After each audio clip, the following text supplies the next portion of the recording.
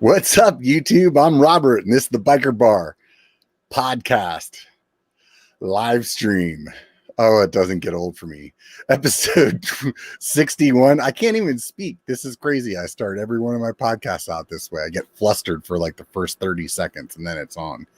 Nonetheless, so yeah, episode 61. We got a Hardtail Party here today. This is going to be fun. I'm in my inside studio because the smoke outside in Northern California is keeping me inside. That's one thing. Another reason is that there's air conditioning in here. Kind of getting used to this.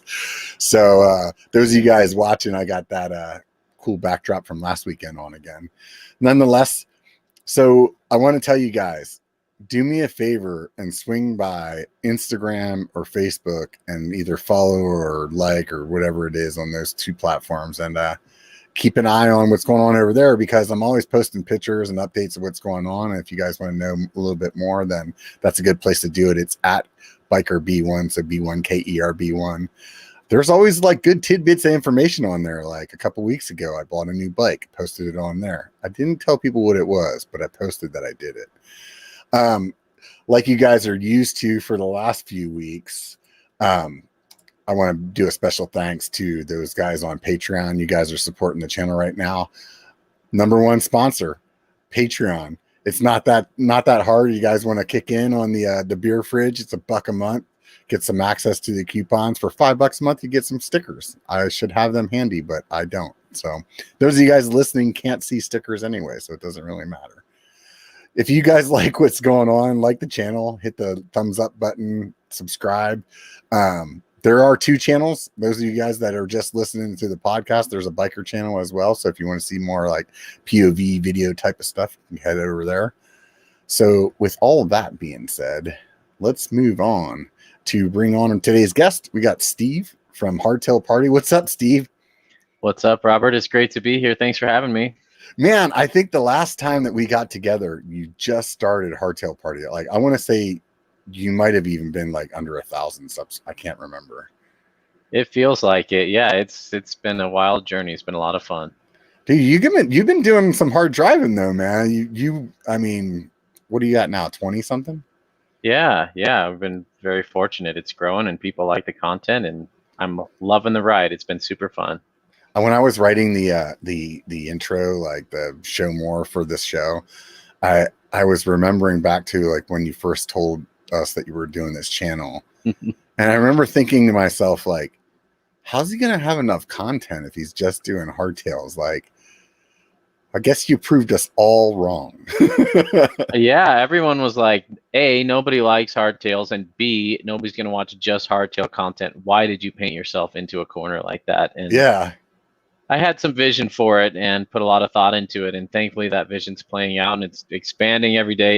It's amazing, and I'm actually finding myself, I probably do 3 videos a week, and even if I did 10 videos a week, I couldn't keep up with all the ideas in my head. It's pretty awesome. No, that's super good, man. So 3 a week, man. Are you just dedicating all your time to your YouTube channel, or you got something else going on like your regular day job? Or it's my day job. I've got some side consulting gigs that I do, but it's my 60-hour-a-week job right now. Oh wow! So you're putting all the effort into. I was wondering how you were putting out so much content lately, because there for a while you were doing like one a day. Yeah, that was good. I was doing daily videos, and it helped. It really helped with the YouTube algorithm that recommends it to more people. So the channel was growing like crazy, but my faithful viewers couldn't keep up. I was releasing more content than they could consume realistically, so they were kind of falling behind. So while my numbers were growing, YouTube was recommending it to a lot more people. Mm-hmm. My hardcore people that have been with me forever were struggling to catch up. So I'm always trying to find the right balance. I'd love to do one a week just to have more time for other projects, but I have too many ideas, and I don't know that I could ever do that. I'm having fun with 3 a week right now. Yeah. I mean, you got to do what's right for you, right? So I remember talking to BKXE at one point, because he was always on 3 a week, and I just remember telling him, from my perspective, it was too much. Like, as even a viewer, it just felt like I couldn't watch it, you know? Yeah. But it really depends, man. I mean, it honestly depends. There's plenty of YouTube channels that bring out a video a day and people watch it. So Yeah. I don't think that there's actually a right answer. Yeah, it's tough. And when there's all these ideas of where I want it to be in a year, and to get it where I want it to be in the year, I need to do 3 a week to get it Yeah. there. So we'll see. I mean, I'm just winging it. I don't really know what I'm doing, and it seems to be working okay, and I'm really happy with it. And What's your yeah, goal? What's your goal for the year? I'm not. Um, I want to keep it going strong. I'm not too numbers driven. I don't want Hmm. a certain number of subscribers, because I realize that quality of subscriber is way more important than quantity of subscriber. So if Yeah, I had yeah. some viral video that went out and attracted all these people that aren't even bikers, that log on because they want to hopefully stumble on another viral video, Hmm. they're not really the subscribers I'm looking for. I'm trying to build steady growth with people that are interested in hardtails, that want to Hmm. hear the differences. And I'm an educator, and every video I do has some educational element, and Hmm. I want to really keep that educational part going. So yeah, my goals are just more for the types of videos I have, and kind of the balance. Right now I've got a whole bunch of bikes in for review. I need to knock those out while they're still relevant, but I have Hmm. a lot of educational content I want to get out too. So I got to get those reviews kicked out while they're still new bikes, and then Hmm. I'll have a lot more time for my educational content. Yeah, I noticed you do like reviews just even on the company's website on the bike. Yeah, I don't try not to call those reviews. It's more like a news segment, like, hey, Yeah. here's the latest thing that's going on about hardtails, because my goal is to get that stuff, get the bikes in before the embargo is released, so I can release videos as they drop. But my channel's not there yet, and some companies really see the value of that. Like Kotick sent me a few bikes way before anyone knew about them, so I Hmm. had a few videos ready to go, and on release day we released the video, and 2 weeks later they were all sold out. It was pretty awesome to time it that Oh, way. wow. And some companies are like, well, after 6 months and we've sent out all our bikes to everyone else, we'll see if there's any leftovers and you can have those. Hmm. And so I want to talk about these new bikes, and people want to hear my thoughts about them. So I do these little news press releases where we Hmm. just take a look at everything we know about the bikes that have been announced, and we kind of go through, and I share my thoughts through it. And there's a lot of education in there as well, and people learn a lot about why I'm excited about a bike or why I'm not, and looking through the spec sheet. But I'm very careful to say this is not a review. This does not replace someone being on the bike and actually riding it. We're just taking a look at the stuff Yeah. where it's there. And a lot of it is marketing materials. And one of my goals for the channel is to help educate my viewers enough that they can see through the marketing BS, because there's so much marketing stuff out there that claims a bike can do X, Y, and Z, Hmm. and it's just to sell more bikes, and people eat that stuff hook, line, and sinker without Yeah. thinking it twice. So I try to help them, challenge that a little bit and look at it. And some marketing stuff's great. Some of it is just total fluff and hype to get you pumped up to buy the bike. And I kind of want to Yeah. help them make educated guesses, because the worst thing is when someone's like, hey, I tried a hardtail. I bought such and such hardtail. I ended up hating it. I should have waited and bought Yeah. hardtail B instead. Now I regret it. So I want to help people avoid making that mistake. I'm such like a rockhead when it comes to like actually noticing differences in bikes. So I'm not very good. I'm not a very good person to be able to like lay that out to people. Like I really have to ride something for a while and then get on something different before I'm like, oh yeah, these wheels are awesome. You know what I mean? Totally. Like I I'm was that way riding. too.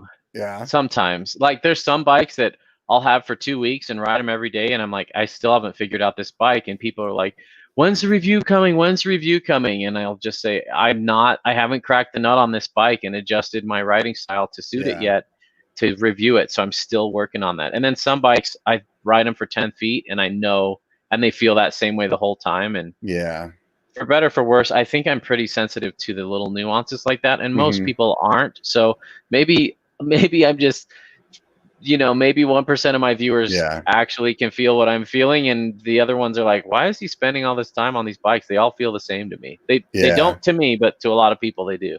I think when you're paying attention to that, the more that you pay attention to it, the more that you can notice it. Because like when I had the Bronson in the shop for a while back. It was a couple years ago. And I remember demoing a few bikes in a row.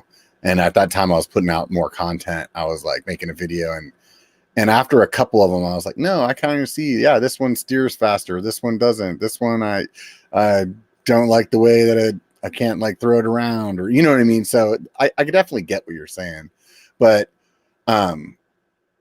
like, here's a good example of how I don't notice things. Like, it was you saying, man, the chameleon's really stiff, before I was like, he's right. You know, like, I kind of feel bad because a lot of people are like, hey, I blew my budget. I already bought my bike. Can you review it, please? And I'm like, why do you want me to review the bike that you already bought when you don't have budget for another one? What if I hate it and just it's not what you were hoping for? But it's giving some people a reference point, because that might be their only hardtail, and they're like, I don't know if my hardtail is a stiff one or a not stiff one. If it's not stiff and I want stiff, maybe I'll be dissatisfied with it. So at some point, I feel kind of bad, like, talking about bikes that other people have, because I don't want them to have these ideas planted. Like, it was never stiff before, but now that Steve said it's stiff, I feel like it's super stiff, and now I'm dissatisfied with it, or satisfied with it. So I think for me, like, it wasn't like it changed my perception on my bike. It just made me kind of realize that, oh yeah, you know, whenever I got on that DV9, part of the reason that I was interested in getting a carbon frame was because, like, I could feel that those chainstays like flexing. Like, I was like, man, this thing is comfortable. And whenever I got the carbon chameleon, I just didn't really put it together. You know, like, in my head, I was like, oh, I got the carbon one. Yep, more comfortable. Like, for me, there were some things that were more comfortable. Like, I don't know what it is exactly. I guess we're talking about the chameleon now. Yeah. But my back used to hurt on the aluminum one all the time, like my lower back. And for some reason on the carbon one, it's not. I did size up on my frame, so maybe I'm sitting a little different. But for whatever reason, my back doesn't hurt on the carbon one like it did before. How tall are you? I'm 6'2", so I'm like in between that large and extra large always. Yeah. So I went with the XL because I figured, well, a little bit longer, and I'm riding my stuff more chunky. Yes. Or I'm riding it in a more chunky environment. So I was like, oh, a little longer. It won't hurt any. At the end of the day, yeah. Well, I mean, when you look at the frames, like, at the end of the day, it's like the next size up is like a half an inch longer or something. Like, it's like, if you really feel like it didn't work, you can buy another stem or like slide your seat and you're at the same spot, you know? Yeah. So it didn't affect me too much. I think what you were saying earlier, though, about people saying you kind of paint yourself into a box with the hardtail thing. I think on the other hand, though, it really sets you up in a way when you're reaching out to vendors and saying, like, hey, first of all, I'm asking for a hardtail. Probably not many people are asking for that. Right. So, I'm not asking for their $10,000 bike that's got the latest and greatest. I'm asking for their $2,000 bike. Yeah. Right. And the fact that, like, you have such a centralized audience, like, it's definitely going to equate to like sales or clicks or whatever, you know, not to get too much in the business side of YouTube, but that's what they want to see when they want to send you a bike. Like, yeah, it's getting easier and easier to convince companies to send me bikes, because most of my viewers are hardtail fans. A lot of them aren't. A lot of them come just because they like the way I explain things and they learn things and a lot of what I do translates to full suspension as well. But the reviews, particularly, we really just focus on the hardtails. But yeah, it's an easy pitch to make, to say, hey, I have 20,000 hardtail riders. Yeah. No one else has that, you know? Right, I mean, or they won't admit it, at least. I'm sure Seth does, but it's a very targeted and specific audience, and I was very intentional when I made the channel for that reason, because no one was really doing the hardtail thing, and no one's really. I mean, Pink Bike just did a podcast on hardtails, and it should have been called the anti-hardtail episode, because they just kind of ragged on hardtails the whole time. That's interesting.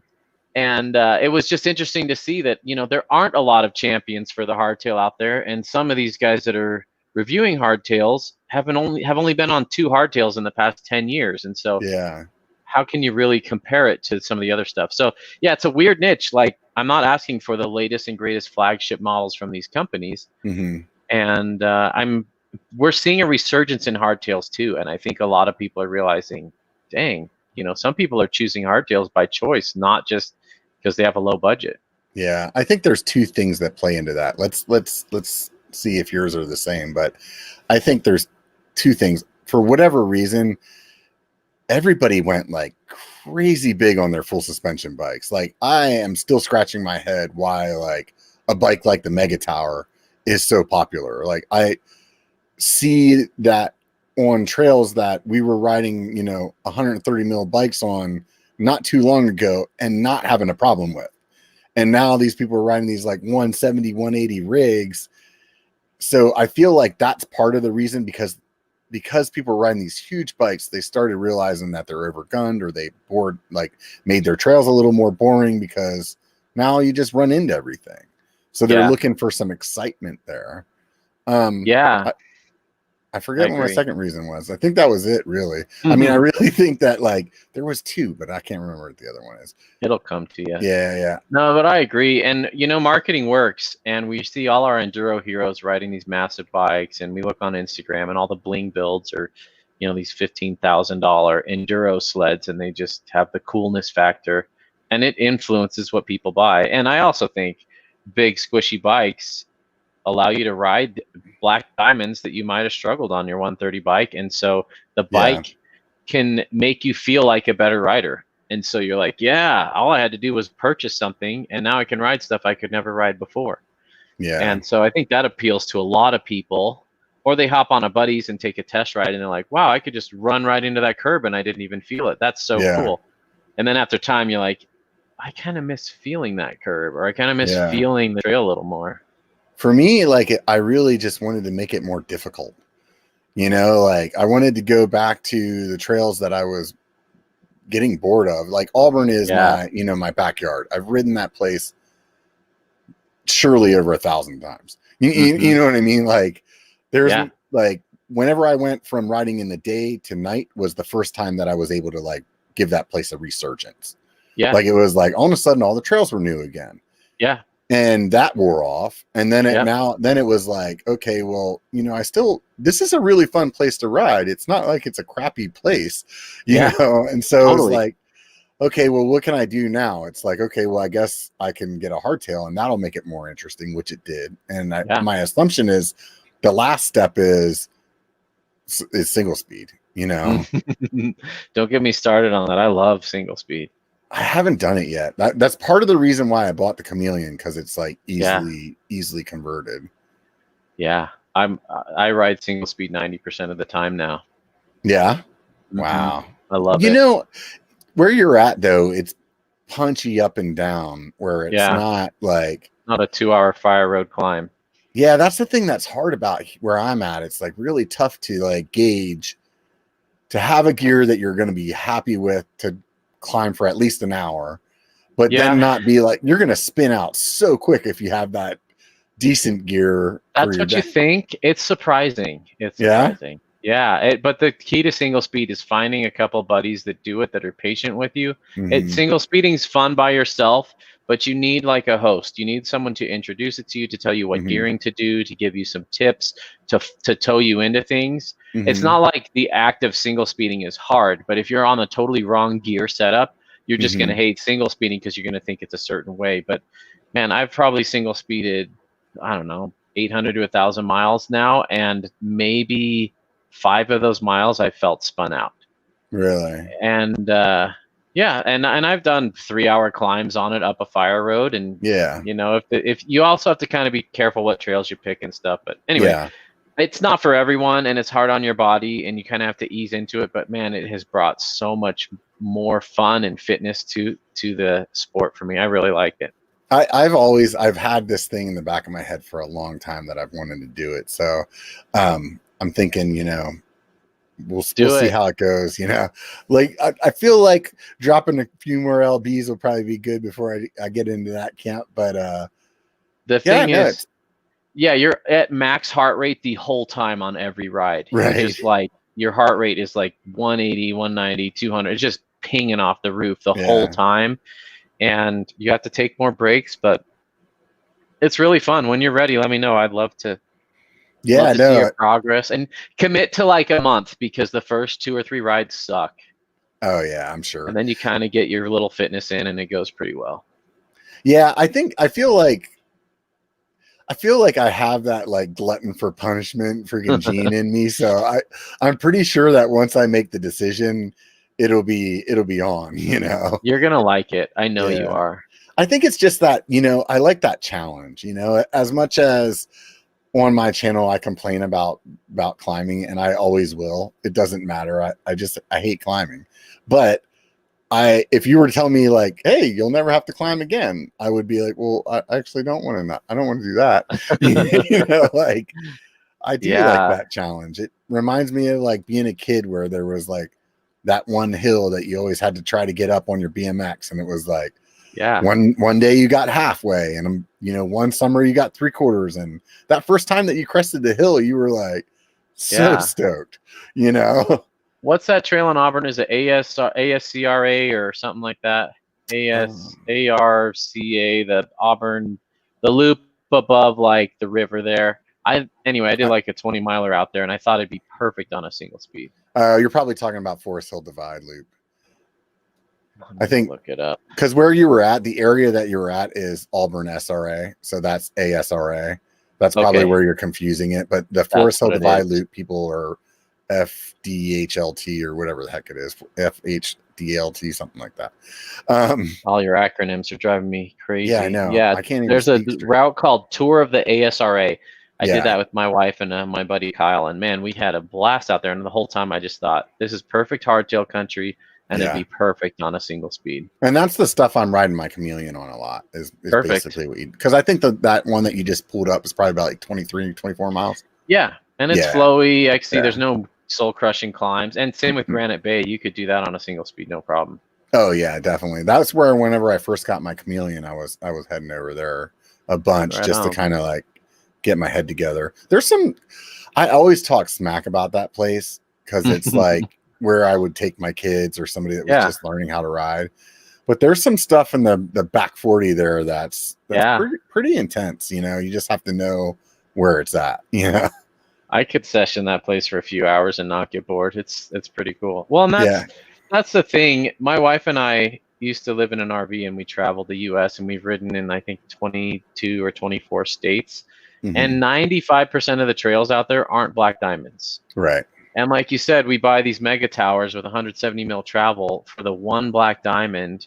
But if we're honest, 95% of the trails we ride or the stuff close to us is probably not the most hardcore stuff. And while we love the hardcore stuff, you know, try to make the stuff close to you fun again, and you can reconnect with stuff that you used to think was boring, and that's why I love hardtails. Yeah, I had a 140 bike for a long time, and I never had any problems with anything that I was doing in Tahoe or whatever. I always felt like I wanted just a little bit more, like 150 probably would have been perfect. But I think I'm 160 on the Bronson on the fork. And most of the time, like that's only getting me out of like making dumb decisions and when I'm in Tahoe. You know what I mean? Otherwise, that bike for the most part is just too much. I'd say most of the time I'm grabbing my hardtail if I'm riding anything that's not Tahoe. You know, because or something that I know is like there are some local trails that have just like all the baby heads in them, and that's just no fun. Your back is like done. It's hard on the body. Yeah, totally. Yeah, totally. So what kind of bike are you riding nowadays? I've got about 15 downstairs in my basement right now, but only 3 of them are mine. So I've got an RSD Middle Child Titanium. That's my number one bike, and I love titanium. And it's expensive, and I get it, and it's not for everyone. It doesn't rust. I don't have paint on it. When it gets scuffed, you just scuff it up with a Scotch-Brite pad, and it's good as new. It's metal. You can lean it on a tree or a barbed wire fence. Nothing happens to it. That little bike is fantastic, and I've run it in so many setups. What is it that you like about the titanium? I've always been curious about like people that say they have a titanium frame. They always say it like it's really good, but I never know why. You know? Good question. Not all titanium's great, just like not all carbon's great. And I try not to use overgeneralizations because a lot of people still use the term steel is real, and a good steel frame has a great ride quality to it, but I found aluminum frames that have that great ride quality too. So I try not to just paint with a broad brush, but titanium, when done right, feels like steel. It's a little bit, it's more compliant. And what I mean by that is when you hit a rock, it doesn't feel like when you hit your funny bone and that just zings up your arm and you feel that nerve all the way up your arm. It deadens it just a little bit. It still feels like a hardtail. You still feel that transfer to your body, but it absorbs some of those smaller vibrations, and that's just a really neat feel. And a good builder can tune that into the bike. So you don't want it to be flexy side to side. So when you're standing up mashing, you don't want the bottom bracket swaying left and right. And titanium bikes of the 90s did that. They were famous for that. You could watch XC racers at the finish line sprinting, and their bottom brackets are just flexing left and right because we were still learning how to kind of tune that out. But yeah, titanium is like, it's expensive because it's hard to weld. They have to fill the frame with gas to reduce impurities because of the welding process. So they have to completely seal it up. They have to have this pressurized line going into it, blowing gas into it at all times, so the weld stays clean. And the tubing's more expensive, and not everybody can do it. And so there's it adds cost. But titanium doesn't rust. It's lighter than steel. Usually, steel can still be made pretty light, but usually titanium frames are about a ½ pound lighter than steel, with the same steel ride qualities. And like I said, with mine, I don't have to paint it. I don't have to worry about paint chips. I don't have to worry about scratches. It's a metal bike that takes a beating, and it looks brand new still. Right on. Where does that like fall in between like carbon and titanium then? Like the ride feel? Yeah. It depends. Like right now, and that's one reason why I'm kind of reluctant to do these online news stories where I'm just reading the spec sheets and the marketing materials and making assumptions based off of it. They're all just assumptions, and until you throw a leg over a bike, you don't know how it's going to ride. Like especially you said, if it's carbon, you don't know how it's laid up. Totally. Like a DV9 and a Chameleon will ride very different. A carbon Chameleon and a carbon DV9. The DV9 has a bit more forgiving ride, and the Chameleon is nice and stiff and has excellent power transfer. And when you're pumping a pump track on that Chameleon, it is just instant and it feels great. And then there's stuff like Ghost makes XC hardtail with paper thin seat stays that are designed to flex. And so that should be a very soft frame. And so I can't really make or like, let's take the Diamondback Sinker Carbon. That frame I expected to be overly stiff, but it actually wasn't. It was softer than the DV9 to me. And so it all depends on how they lay it up and how they do it. There's a lot of push to have the bling carbon one, and anytime something's carbon, we feel like it's bling and we want to show it off more. And I'm speaking in generalities. Not everybody's like this. But we always think like the carbon handlebars are going to be better than the aluminum ones, or the carbon wheels are going to be better than the aluminum ones. In some cases they are, and in some cases they're not. So a great carbon frame, they're going to put stiffness where you want it and softness where you want it. But I mean, so many things depend. Like if you're a 120-pound rider, my wife rides a DV9, and even though that's a comfortable frame for me, it still beats her up because she's so light. And so I mean, these frames are going to ride different for every person, and it's like hard to just say how it's going to be for everyone. Yeah, like the aluminum Chameleon for me, the bottom bracket was like flexing like mad for the size that I am. Sure, makes sense. Like when I went to the carbon, like when I would just be sitting and put my foot on the pedal, like you could watch my bottom bracket on the aluminum just sway, just putting my foot on the pedal sitting. You know, I believe it. And like on the carbon one, it's like I stick my foot on and like you'll see it nod, like do a little like nudge. So like that is a huge difference whenever I'm pedaling. Yeah, you know what I mean? Especially like when I'm trying to go fast and I'm like out of the saddle, just giving it to it. You know, like I definitely noticed the ride characteristics for me and my size in that carbon, and I really enjoyed it. You know, but absolutely. A lot of my bigger friends want a stiffer bike, and I talk about stiffness as a bad thing for where I live. But if you're a bigger guy, taller or heavier or more muscular, you guys can put down power that the rest of us can't, and you need a stiffer bike. And that's the whole purpose of my reviews, is to kind of rate the stiffness of a frame, because that's one thing. We can all look at specs and geo on a chart and kind of make inferences based on that, but until you've really ridden one to know how stiff it is and what it reacts like, I think that's the real value of the reviews. But I'm totally with you. Yeah.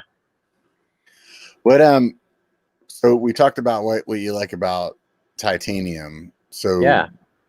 are you like more of an anti-carbon guy, or like more of an aluminum guy, or what would you, if you were building your own hardtail, like, Yeah. what frame material would you choose? It'd be titanium or aluminum. Yeah. And a lot of people think I'm crazy for saying aluminum, but aluminum can't, like you said, with your Chameleon, that's a very comfortable aluminum frame. It rides better Yeah. than most steel frames. Yeah. For light riders. Yeah. So yeah, I'd choose tire aluminum. It doesn't rust.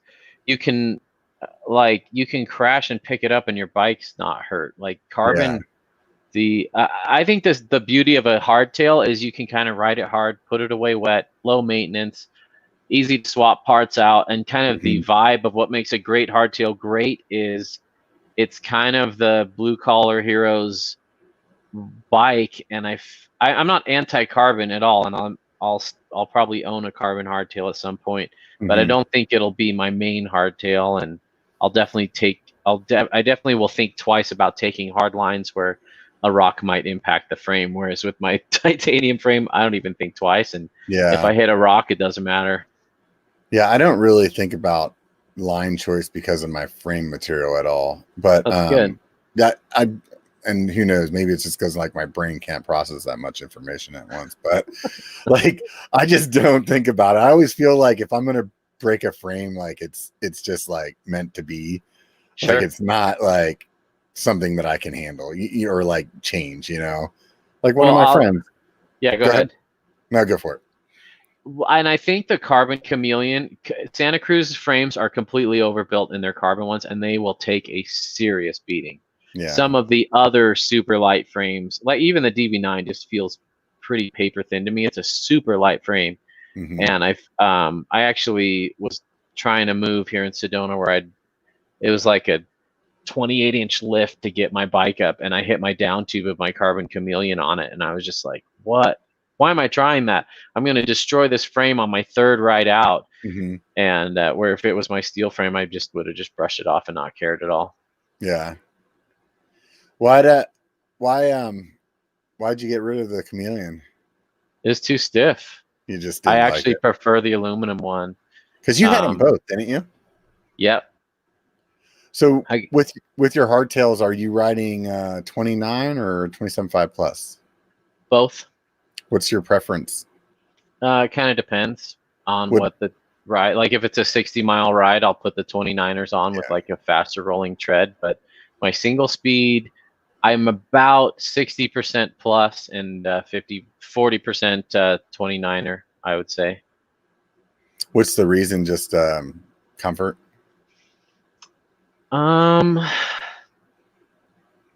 feel like with the plus, so I'm also a little bit weird. I feel like the industry's going to catch up here, but I don't like long travel 29ers, but I like slack aggressive 29ers. So my bikes are like 64.5 degree head angle, which is pretty slack, but I'm running like 120 to 130 mil travel.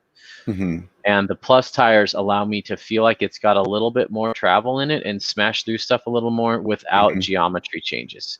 Whereas if I'm on a 150 fork with like 29ers, you feel that front end dive more. And so I use my tires as my suspension. And so depending on the trails I'm riding, I'll pick the wheels and tires that suit that terrain best. Yeah, I definitely would say that in my experience, the 29er, if it was going to be more of an XC ride, I'd go with that as well.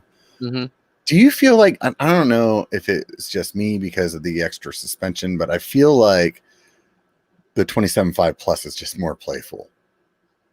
Yes, it can have that feel, definitely. Yeah, I love it. Do you think it's just the extra suspension makes you like more apt to like mess around?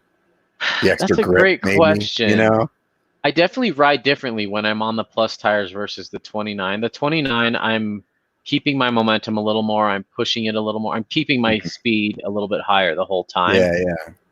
And that's when I picked 29ers anyway. And the 27.5, I'm like, let's see if I can jump from this route to that route.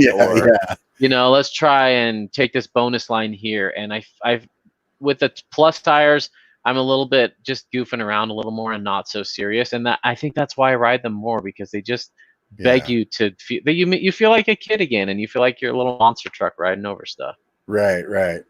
I agree with you there. This guy here, Fat Bike Skinny Legs, says, but what about 29er plus, right? What do you think? Yeah, I love 29er plus, and I have some upcoming experiments with that. And really, I was considering trying some like 2.6 29er tires on the Chameleon, but I have to go pick up I know some investment wheels, Right. I'm not a huge fan of 2.6s, and I know that's going to hurt a lot of people's feelings, but I feel like I either go 2.4s or 2.8s. I feel like 2.6s are kind of the worst of both. They're okay, but they're heavy like 2.8s, but they don't quite have that feel of 2.8s, and I feel like 2.4s are pretty dang good. I'll run a 2.4 rear, 2.5 front. Yeah, I'm running 2.8s on the Chameleon, but it's funny what you just said. On my Bronson, just by what I had left in the garage, I'm running a 2.6 up front and a 2.4 in the back, and I freaking love it. Good. It's just like, I really wouldn't have thought the 2.4 would do what I wanted it to do, and it's been a good setup for me. Totally. I feel like the 2.6 might be a little overkill, though. Honestly, I think I'm going to try to dial it down to a 2.5 and see how I feel. And that sounds like 0.1 of an inch. What's the difference? The tires do feel different, though. Like, they kind of react differently. And I run a 2.4, 2.5 on my 29ers, and then I run a 2.8 or 3.0 on my plus tires. I've never done a 3.0 on the plus tires. I've done 2.8, and it just seems like it's good enough to me. 2.8's fine. 3.0 is not much heavier. 3.0 has a floatier feel. It feels a little more like 29 plus. So I really like it for bike packing and sand, and it's a little bit more vague. It's not quite as precise as a 2.8, but it's got a little bit of, it's a different feel. And it's not for everyone. And you need a rim that's wide enough. Most people put 3.0s on like a 36 internal rim, and that's not wide enough to run a true 3.0. It's just going to feel weird. Yeah, I think you and I are both running the same wheels, the night composite wheels. Those things are great, man. They're fantastic. What is it, like a 45 internal or something like that? Yes. I think all plus tires should be bigger than, or plus wheels should be wider than 40. 45 is the sweet spot. They just, even a 2.8 on that will feel like a 3.0 on a 40 mil. How small of a tire can you put on those?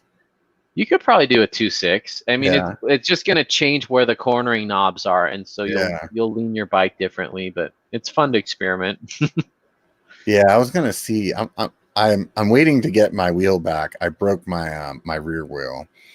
As much as I'd like to say that those things are indestructible, well, they're not. I cracked mine too, and it was totally my fault, and I was being stupid and riding them way beyond their intended purposes. But I just cracked the edge. That's exactly what happened to me.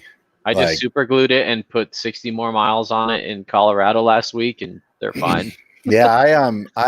I had Cushcore in too, for all those people that think Cushcore is like a rim saver. It's not a rim saver. It helps, but it's not going to stop it. I hit some little beater rock, and the one that I landed on was like a triangle shape, and it was like all my weight hauling ass down the hill on my back tire that had, only the suspension of the Cushcore and the air in there. And I heard it pop as soon as I hit it. I was like, oh, that's not good.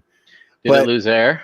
No, it didn't. Yeah, mine didn't either. It's kind of like a little crack, like what you said. And I wrote it. I sent a picture to my buddy and Jake up at Project 321, and he's like, dude, you can ride that thing. It's fine. Yep. So, and I knew, because I'd have to get it rebuilt and everything like that. I knew it was going to be some amount of time and money. If I committed to getting it replaced, I'm not going to be able to ride my hardtail for a while. Right. So I was like, all right, fine, I'll just ride it. He said, it's cool. I'm going to do it. And I rode it for probably, let's say, at least another 6-7 months. Yeah. Until I hit something else, and I think the crack came up high enough that it broke the bead on my wheel, and then it just let everything out, and then I was doing the figure out how to get the cush core off and tube in on the side of the trail. Yeah. Which actually wasn't as bad as like I thought it was going to be. And I think this is the key point in why it wasn't bad, is those Night composite wheels are so freaking wide. It's like cush core on those is really easy. Like, it's not that difficult at all. I think I lost your audio there. I don't know if it's me or you. So I'm going to rant for a little bit while you're messing around and see what happens on your end. So those of you guys two things about cush core. First of all, like I said a minute ago, it's not supposed to be a rim protector. It's supposed to be a suspension device. So you're supposed to be able to put that on there and lower some pressure and feel some differences in the way that your bike handles. The fact that it does protect your rim in some of those snake bite scenarios, that's just like an added benefit, but it's definitely not what it was made for. Outside of, how you doing over there, Steve? Still no audio. How about now? Oh, there he is. Sorry.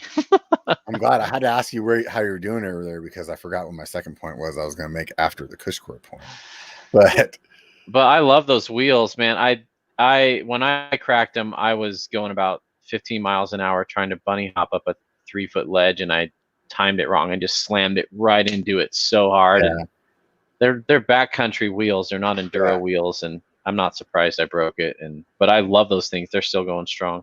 Yeah. I'm stoked to get mine back. So that's been the downside to like what's going on in my life right now, is that because I sent that wheel up, and I'm also on the like buddy not paying customer time frame. Yeah.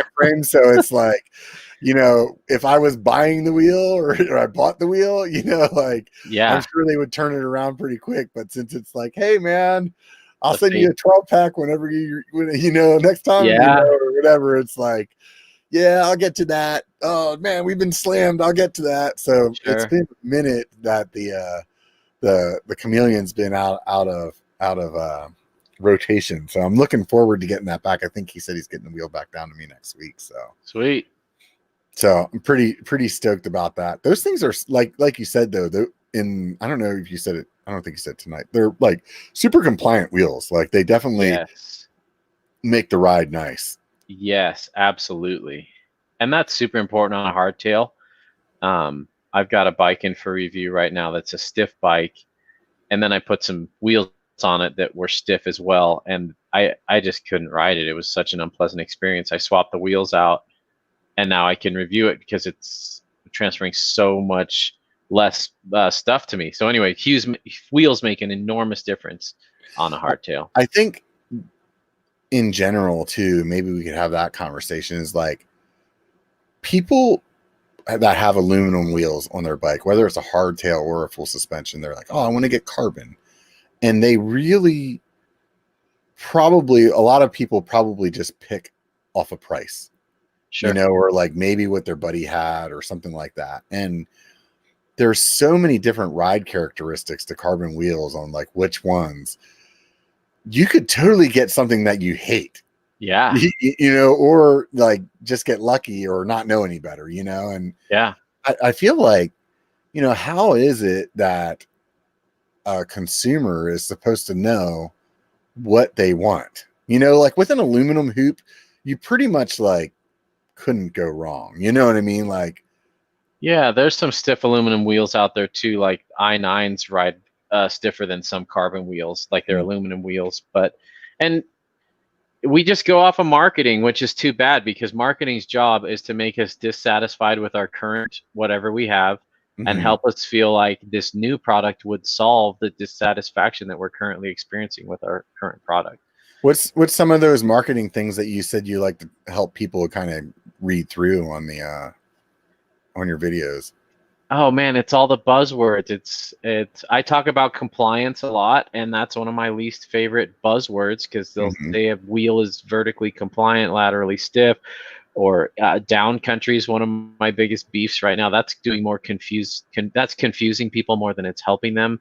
But I'm seeing it pop up in marketing speak now on bikes. They'll be like the perfect down country machine, and people don't really know what down country means but they know they want it, and so they make purchases based on that. Or what is down country? What is that? What are they calling that? that's a term that Mike Levy invented on Pink Bike, and I get why he invented it. It was kind of like cross-country bikes that are capable with geometry and a little bit more travel to handle going downhill. So they still have very strong cross-country, lightweight feel on the ups. But really, all trail bikes are kind of becoming that now, and they're just changing the trail category to say down country because it's a buzzword and hot topic right now. Yeah, I mean, just some people are. In the last like 10 years, it's like cross country bled into like all mountain, which turned into trail, which then turned into enduro. Like, I don't even know what the difference between all mountain and trail was. Like, to me, I think that's the same. Like, I can understand the difference between cross country and something else, you know, and not enduro. You know, like enduro is like mini rock smasher in my head.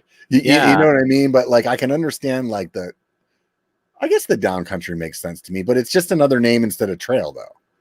That's what it's becoming. And I think when Mike Levy invented it, he intended to say, we need a category that's still lightweight, that's still zippy on the ups, but that's actually fun on the downs, because cross-country bikes in general, especially in the West, aren't super fun on the down. They're very sketchy.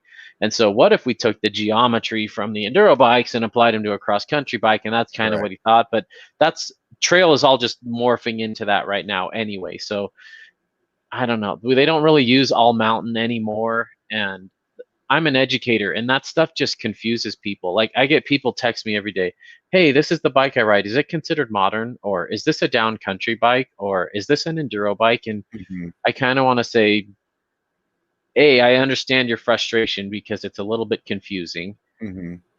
B, it doesn't really matter if it's an enduro bike or not, as long as you're having fun on it. But at the same point, I kind of want to help educate them on what it is, and when people use that term, what they're referring to. So anytime I mean, maybe I'm just an old guy that doesn't like change, but if down country had like some parameters that we were using, that everything had to have certain things to fit into that, it would make sense. But now I'm seeing hardtails that 2 years ago would be called trail bikes are now called down country bikes because that's the hot topic. That's where marketing is just swaying people to buy it to make them feel like it's modern. Or like, you'll see a bike that's got a 68-degree head angle, and in the literature it'll say, this new slack bike helps you stay confident on the downhills but still have all the climbing prowess of an XC bike. And you know, calling a 68-degree head angle bike slack 10 years ago was probably slack. Not so much anymore. Side note, the first mountain bikes, those clunkers they were riding, had 67-degree head angles with a rigid fork. So it's not like we've all gone super slack. We've gone steeper, and then we're slowly, finally coming back. The brand new Yeti ARC with a 130 fork has a 67 or 67.5 head angle. So it's not any different than those clunkers.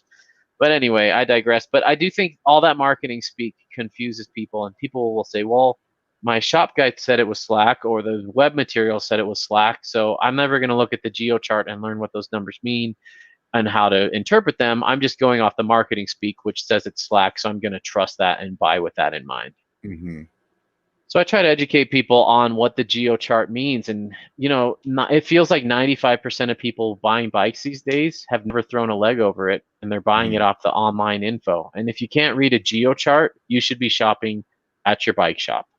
Go throw a leg over it. Go see how the bike feels, because if you're just going off paint schemes and what derailleur it has, you're really limiting yourself as to what's possible, and you're probably not picking the right bike for you just because it has the cheapest bike with XT12 speed on it. My number one like criteria for picking a bike is color, and then you're not alone. And then I go to probably head tube angle. That's funny. Color's my last thing. Yeah, I am definitely like that. That is 100% for me. Like the bike that I just bought that I haven't told everybody what it is yet. Like that bike was purely based upon the color, and I just couldn't get it out of my head. And I was like, well, I know it's a good bike, so Cool. I'm gonna get it. So I can't wait to see it. Yeah. Yeah. It'll be out on the next vlog, which should be Sweet.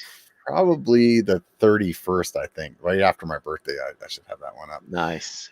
I got this like, man, I got a weigh-in on Monday, and I'm kind of stressing because the air quality up here has been like poop because of all the fires. So I haven't been able to ride as much as I was. So I'm like stressing about all of that lost burnt calories. So I'm not sure if I'm going to meet my goal by the end of the month. We're hoping that works out. I'm proud of you, man. You've been making some great strides. Yeah. Thank you. I appreciate that, man. It just, honestly, it's like one of those things when, you know, as a content creator, you don't necessarily think about how it's going to affect people when you make something, you know, and then you put something out and then all these people are inspired or whatever. And they're like, wow, I wasn't thinking about it in that perspective when I did it. You know, it definitely wasn't like you would think as that, like YouTubers are like, that's what we want. Like, that's the only reason that we do YouTube is to be like coddled and like, oh, wow, you're doing such a great job. And let me tell you, you influence, you know what I mean? You would think that by like from the outside in, but realistically, like that's 9 times out of 10, like the last thing that I'm thinking of, you know, it's like, I mean, sometimes you make one, you're like, oh dude, this is going to like, people are going to be happy, you know, but most of the time that's not the case, man. Yeah. So you never know which one will land well with your people. Yeah. I mean, and just like, you definitely don't. So, you've been doing a bunch of bike packing, huh? Yeah. I love bike packing. Talk to me about bike packing, man. Like, what's the draw? Like, what made you get into it? Well, part of what I love about mountain biking in general is being outside in nature. And I've been to Whistler and it was fun. It wasn't my pinnacle mountain biking experience, even in the slightest. I was a little bit disappointed. I had pretty high expectations. It was kind of like the Disneyland experience of mountain biking. And there were great trails there. The riding was fun. People were nice and everything. And nature was pretty too. We saw 3 black bears there. But man, I just love being out there and disconnecting and forgetting about my troubles, and nature is a huge part of mountain biking for me. If mountain biking were only indoors on man-made stuff, I wouldn't mountain bike. Yeah, I agree with you there. That said, I love BMX and riding BMX tracks, and that has nothing to do with nature really. But being out in nature, I mean, my parents took me camping since I was 3, and my whole life we camped always, every summer. And before my wife and I lived in an RV, we were camping about 65 nights a year. And we're like, man, why are we paying a mortgage if we spend almost as much time in our tent, it seems like. And man, bike packing it's not for everyone, and I'm not here to convince everyone to try it. But if you like backpacking, you should try bike packing. Bike packing, it gets you out further. You get more disconnected. You hardly see any other people. You're waking up with the sunrises there. It's the same thing I like about backpacking, but it's less boring. I have ADD. I get bored when I hike. After like 5 days backpacking, I'm done, and I just want. When I'm hiking, all I'm thinking about is this would be more fun on a mountain. Yes, me too. It ruins you. I will say, on a loaded bike, on a bike packing bike full of 25 pounds of gear, so your bike's about 50, 55 pounds. Uh-oh, his internet's pooping out. We'll see how long it takes him to come back. I'm assuming he's going to tell us that it's no bueno whenever you're bike packing and it gets heavy and you're climbing, and that sucks. Looks like we lost him. I'm going to have to just keep chatting here for a minute. We'll see how long it takes for him to come back. So I have personally considered this bike packing thing because I like camping, but I'm not like crazy about camping. So like it's fun, but I think that it would be pretty interesting to go out and get away from everybody for a couple of days. And I see the draw. I just don't, man. I feel like if I get into bike packing, what happens is it's like a new way for me to spend another $1,000 on biking. Repeat that question one more time. Sorry. Oh, it wasn't really a question. I was just ranting while I was waiting for you to come back. Oh, but my internet's I was back. just saying, like, yeah. I was just saying, like, I feel like if I do it, I said do. If I do it, it's like I know that I'm like, oh, I need to buy this. I need to buy this. I need to buy this. Like it's another. Yeah. It's not like it's a very expensive sport. It's not like I can just take my REI like 2-person whatever tent that I have, right, and just strap it on my because everything's specific, right? It's so expensive, and that's the big downside. I did one where I had a little trailer, and the trailers aren't cheap. It was like $450, but I could carry all that heavy crap and not have to worry about having the latest and greatest. And I think it's actually a gateway to get other people started on it. But you have a lot less room to put stuff on your bike than you do on a backpack. So when you go backpacking, hiking, you can fit a ton of stuff in those backpacks. You can't fit that much on a bike, and the size constraints and the way it's loaded up is really tough. And it's taken me about 10 bikepacking trips to get my setup dialed to where I don't feel like all my weight's on my handlebars or all my weight's on the back. Yeah, so that's what you were kind of talking about, I think, right when your internet cut out. It sounded like you were going to talk about climbing and the bike being loaded down, like 50-pound bike or something like that. Yeah, so riding a 30-pound bike on a trail, the bike will dance underneath you. And if you've ever ridden an e-bike on the downhills, it doesn't feel the same as a non-e-bike to me. And I prefer the non-e-bike on the downhills. It just feels more alive, and you can move it around a little bit more. And riding a bikepacking bike feels like riding an e-bike on the downs. It's sluggish. It doesn't respond as well. Your weight's a little bit higher up. The bike's heavy, and not just the climbs, but you lose some of that excitement. Yeah, your audio just went out, so you lose some. I could see that. So basically, because the bike is not being as responsive as it was before, you're losing some of that quick twitch kind of stuff that's going on. Did you get your audio back? Nope. So just watching his lips move. So I can understand that. I can totally understand that. You know, it's interesting that you say that about the e-bike thing, because I've been toying around with doing a video that everybody's always like, is an e-bike faster kind of video? And obviously, yeah, but I've been questioning, like, is it faster on a downhill? And I feel like nobody's really like kind of tackled that. They kind of tackle it in like these like loop scenarios. Yeah. And so I've been thinking about like doing a video like that where I want to go out and rent one and just see, like, because when I'm pedaling on, let's just say like the Confluence Trail, which is the end of that loop that you did, is kind of chunky downhill next to the river, 3 miles. When I'm pedaling that to like try to like Strava it, you know, I'm going as fast as I want to go. Like, you know, like there's times when it's like you're pumping the brakes or whatever. So I don't really feel like the e-bike is going to help me in that perspective. You know what I mean? So that's where I'm really curious, is like, do I get on the e-bike, but because of the extra weight, I feel more planted in my corners, or you know what I mean? Totally. So I think you were back. So now that you're back. Yeah. Sorry. No, man. It is what it is, dude. So believe me, last week I had like the internet from hell. I had to go back to my cell phone for a minute and then back on the camera. So, I mean, this stuff happens until I'm like Joe Rogan and I can afford to like fly you out for the day, and we can just record the podcast and have a good time. This is what we're going to deal with. Right. So those of you guys that have been not like on the fence with Patreon, you should get on Patreon so I can get to the point where I can start flying my guests out. I'm going to have to do that. That's right. So you were saying about the bike being a little more like sluggish because of the extra weight. Yeah, it behaves differently, and you need to pick a trail that's appropriate. So the trail that you'd ride on the weekend with your buddies is not going to be fun on a bike packing rig, in my opinion. So you get a different sense of accomplishment out of bike packing than just the thrill of the ride.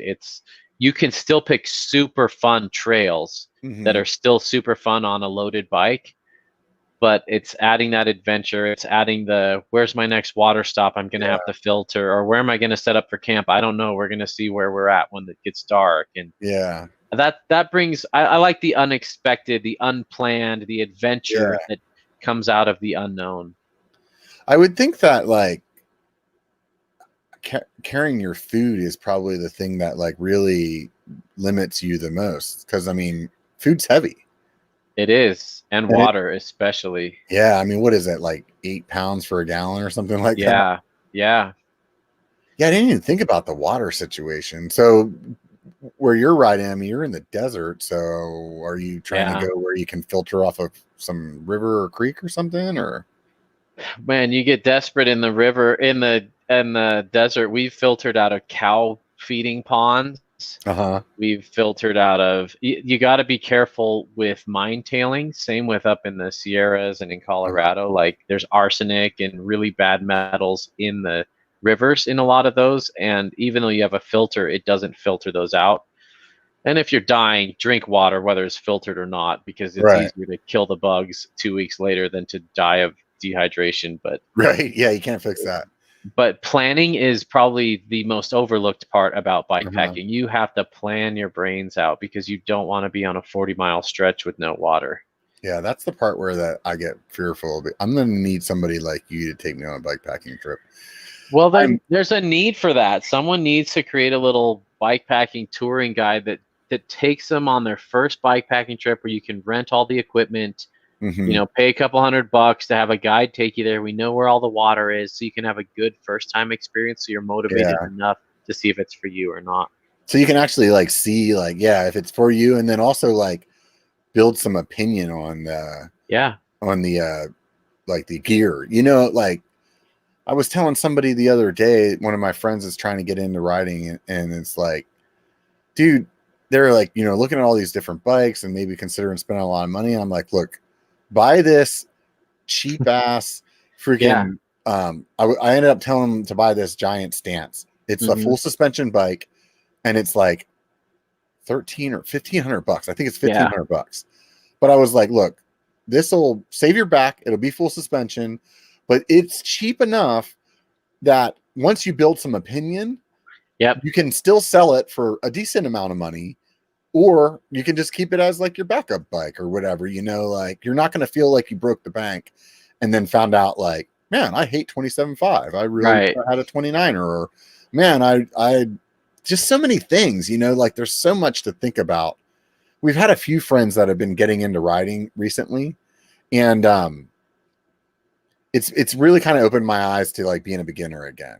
There's so much that I take for granted, and for two reasons. A, I've been mountain biking forever, so that's part of it. But the other end of it is, even when I wasn't a mountain biker, like I've been a bike rider since I was a little kid. So there's so much where it's like, hey, when I was 7, we were figuring out how to break a chain and put it back on because we didn't have anybody to pay to do that, because A, we didn't have the money, and B, we didn't have the money. You know what I mean? So it's like, where it's like, you like I was learning how to shift when I was, 8 or whatever, And so people that are getting on these bikes now, maybe they didn't have all that experience. You're right. Well, and you make assumptions too, like they're on a $10,000 bike with full Troy Lee head to toe, and you think, oh, they know how to change a tube, and some of those people have never changed a tube before. In fact, I'm a NICA coach for our local high school team, and just last week, one of the kids' dads was there, and he pulled out a tube, and the kid's like, "What's that?" And we had to explain what a tube was and what it does, because he grew up in a tubeless world. Pretty crazy. That's hilarious. I didn't even think about that. What's that? Yeah. Oh my, that's a mess. Oh man, what else would date the hell out of us on this? Oh no, let's not go down that road. You know, I was reading this thing the other day. I was on Absolute Black's website, Yeah. and they were talking about oval, and they're like, "We're not biopace," and I was like, Yeah. does anybody even know what biopace is anymore? Because I mean, I remember because my bike Yeah. that I bought in '92 had biopace on it. Yeah. But does anybody really know what it is anymore that you need to put it on your website and say that this That's is funny. clearly not biopace? Yeah. Well, back to what you were talking about with what it's like to be a new person to the sport, and you need to kind of ride something to get some opinions. One of the things I offer my patrons, shameless plug here, is a bike consultation where I work with them and they fill out a questionnaire and we go back and forth because the perfect bike for someone in California is not the perfect bike for someone in Colorado or Florida. Mm-hmm. And so a lot of my viewers want to get their lifelong bike the first time, and it makes sense. They Yeah. don't want to waste money. But man, I don't think that's possible, and I hate saying that because I really believe in having a good budget, not going into Yeah. debt for all this. But I'm totally with you. You need to, like when they say how much rise should I have in my handlebars, or should I get carbon or should I get aluminum, and I'll walk them through that. But the truth is they need to, like you say, get some of that experience. So it's really hard to take someone Yeah. who says I've been, I've been riding this piece of junk Trek that I pulled out of the garage for the last Yeah. 2 months during quarantine, and I'm ready to get my first mountain bike. I have a budget of 4,000. I want to buy a bike I never have to replace again. And I get that, but Yeah. yeah, it's really hard to kind of steer them because I'm like, are you wanting more like 60-mile days or more like 5-mile days with some jumps in there? Yeah. I don't really know. I don't have any experience yet, and so it's like, well, maybe we should keep you on something cheap so you kind of know what you want, Yeah. and then you can dive down that rabbit hole. Yeah. You know, and it's oh man, I just had something too off of what you just said. Now it's eluding me.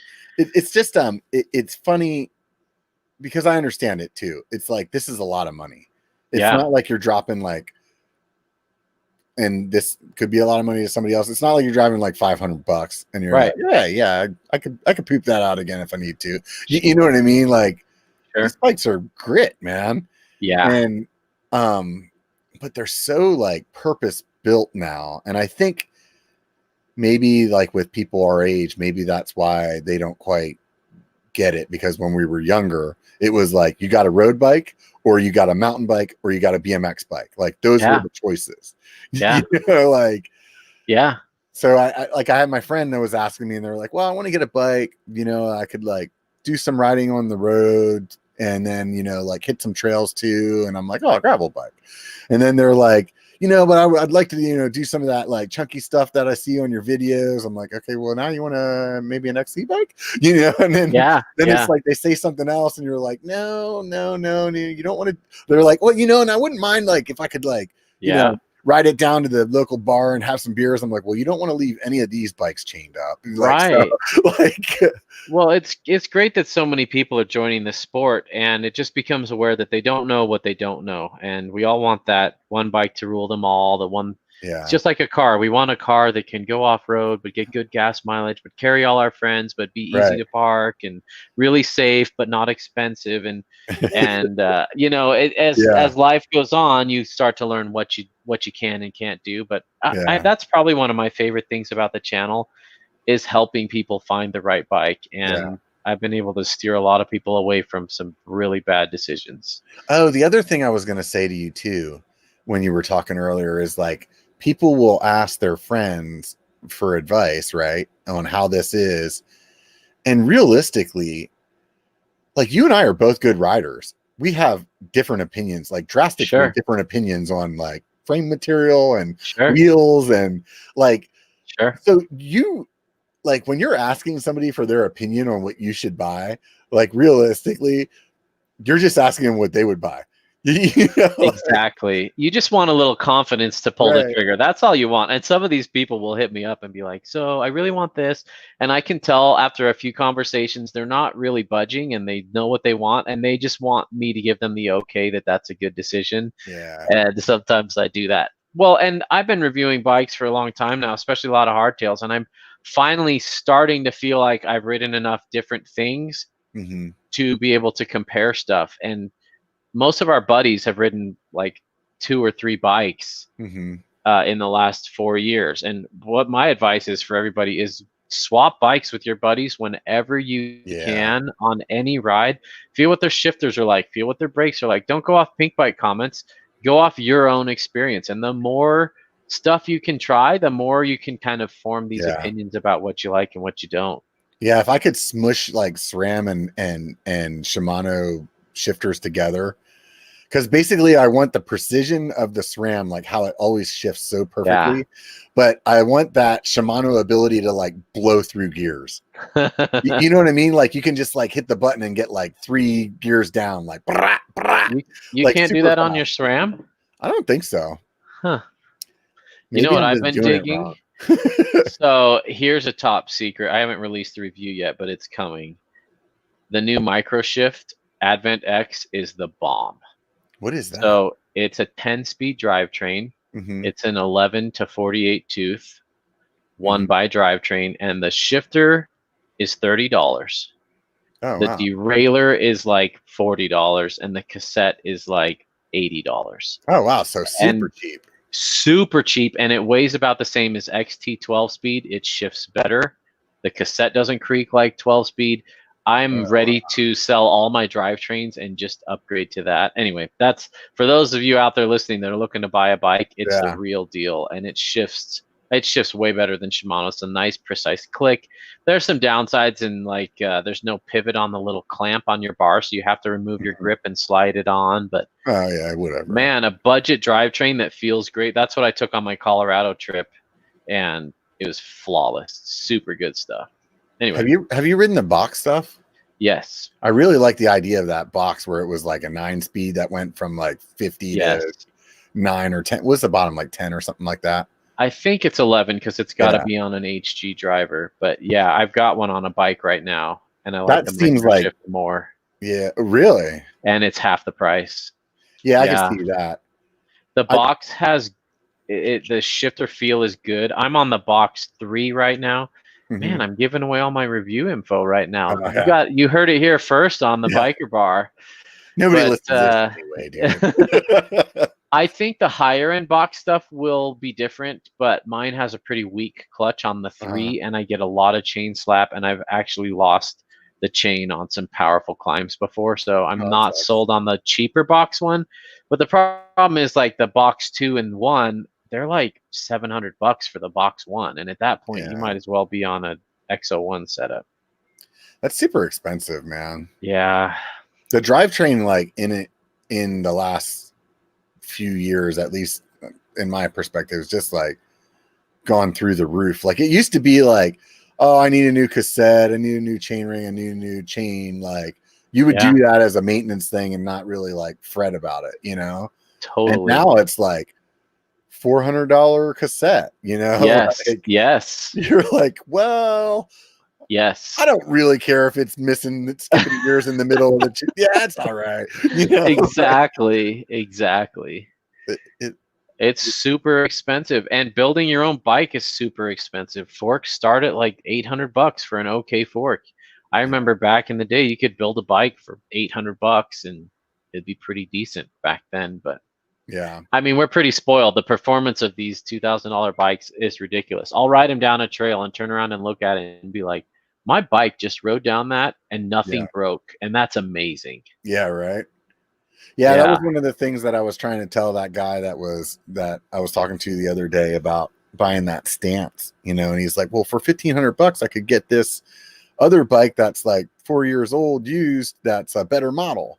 And I'm like, honestly, in the last few years, like how quickly things are changing, that new bike that's cheaper is better than that old bike that was more expensive. Like it's just like the geometry's dialed, the like, even though the components is not the as good as a level as they are on that one, it's still better than that one. You know, it's like hard for people to grasp. It's like, just trust me, man. Yeah, people always say there's no such thing as a bad bike these days. I feel like there's no such thing as bad components these days, but I do feel like there are frames that are total waste of money. So, and that depends on the rider. Yeah. I've noticed that on some of these frames, it looks like they're using almost this like dirt jump kind of profile to the frame now where the head tube is up, or the head tube's up kind of high, and it's just dropping all the way down, like the seat tube, like the seat tube length is really short. Yeah. What's the, I mean, you're a guy that's big on geometry. What's the reason? I think it's just aesthetics, like how you like a certain color. That's the first thing you go for in a bike. Yeah. Some people pick the way a bike looks as their number one. And for some reason, what's in vogue right now is a straight line from the dropout to the head tube. And the more straight they can get that, the more people like it. And I mean, that's the number one comment on some of these bikes, like that new Yeti is, look at that straight line from the front to the back. And I think it sells bikes. And I think people like a lower top tube, lower standover, and I get that because I'm short with short legs. But I think, my personal opinion is standover has been totally overrated right now.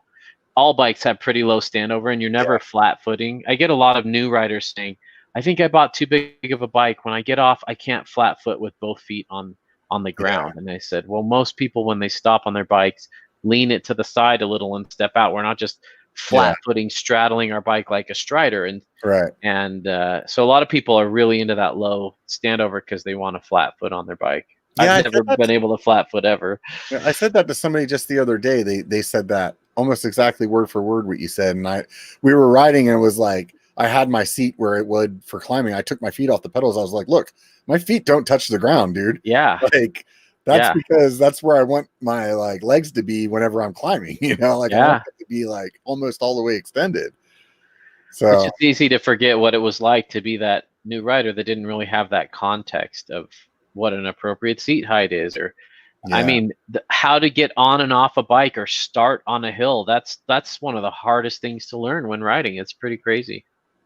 It's really, so much of that, like I said, because I rode when I was a kid, like so much of that stuff is like the stuff that I completely forget about. Like when I take a beginner out, I'm thinking about like trail wise. I'm like, okay, don't get anything that's too chunky. If you only remember 3 spots that are hard, that means there's probably 15. Stuff like that. I kind of walk myself through, but I never think about like, it's overwhelming to be, especially on a new bike where you're like, hey, you have to shift, you have to brake, and you have to control the seat now too. Yes. Meanwhile, figuring out how you're like putting your body position. Yeah.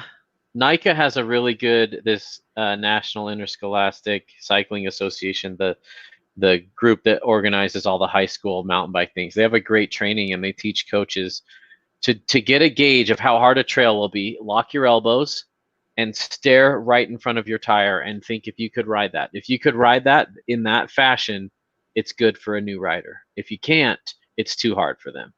Huh. Yeah, then I'm really a jerk then.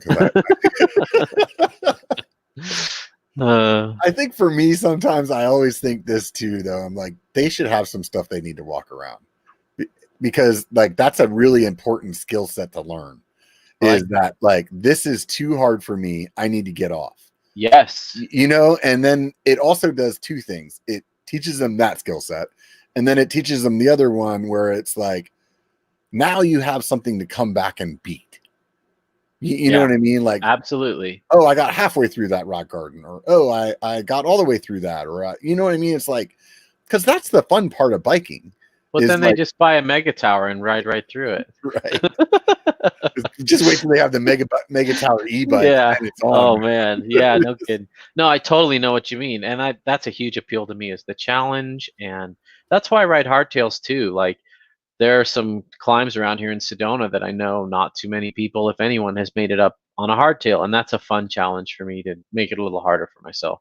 Not that I don't want people to think I'm so good that I have to make mountain biking additionally harder. I'm not. There's so many people so much better than me, but I also I'm getting older. I want to stay safe, and I don't want to hurt myself. So I up the ante by riding things on a hardtail and riding things more technical, not necessarily more dangerous or more fast. I don't know how to say it. For me, I'm not like a guy that really aspires to do like big park days and like gap jumps and stuff. Like, I don't know, man, it just doesn't like maybe it's because I'm older. You know what I mean? Like I'm. Yeah. I would say the first time, like when I blew out my shoulder and got the AC separation, that was the first time in my like riding history where I really got injured. And for me, it took 6 months of recovery until I could ride again. Yeah. And that was like the worst 6 months of my life of like, just like, this is what I do for my Zen and like keeping my head together. And the idea of not being able to ride at all for a period of time because I got to like showboat something like is not as appealing to me as riding for those next 6 months. Well said. I'm totally in the same boat. A lot of people aren't, and that's okay. We're not saying this is the only way you have to do it, but I'm the same way. Like I used to jump stuff. I don't jump so much anymore, and I want to be riding in my 70s and pain free. I don't want a metallic hip that's giving me issues, so I'm just gonna sit and watch Wheel of Fortune every day now. I want to be out there enjoying life, and I really think about that on every ride. Is this something that could take me out? And maybe I'm too cautious, but that's my goal. Yeah. So how are you getting all these bike companies sending you all these bikes? You're just like, hey, I'm Steve, Hardtail Party. Boom. That's my secret sauce, man. I can't really reveal that. But no, so that's a good question. A lot of people, someone just yesterday commented, I should just blackmail companies as well, and then they'll send me all these bikes to ride. I'm like, cool. Let me know how that works out for you. How are you blackmailing? I don't know how you're blackmailing them. I don't either, but they assumed that I was. But actually, one thing that's been cool lately, so I've got the latest Kona Hanzo ESD. That bike was announced like a couple weeks ago, and I reached out to Kona and I said, hey, I'd love to ride this bike and so demo you just it. Like their like contact us page is what you do? Yes, there's some other tricks that I'll share with you off the podcast that I don't want to give away all my secret sauce. Yeah. No, I got it. That is an art. But what you have to remember, a lot of people are like, how do I get sponsored? How do I get free stuff? Yeah. First of all, nothing's free. Right. I don't pay for the bikes that they put on the channel, but I'm putting 20 hours into a video and edit and release and media and Instagram posts that correspond with it and links that go back to their page, and I'm tracking all that. It's a job, and I provide a service, and I say, hey, this is what I'm trying to do. Here's how it will benefit you. If you're interested, let me know. Right. I mean, in the past, they would have sent that bike to a magazine, and the magazine guy would have written a story and took some pictures of it. And now it just so happens to be that YouTube is doing a little better than magazines. Yes. And some companies get it, and some are still in the magazine or sponsor racers mentality. And with my latest one, I couldn't get that Hanzo. I reached out and said, I really want one. It'll do well on the channel, and I don't want to wait till it's 6 months old when everybody's already read about it. And they were really nice. They said, hey, thanks for reaching out. Bikes are in a shortage right now. I appreciate it. We're not going to be able to get you one.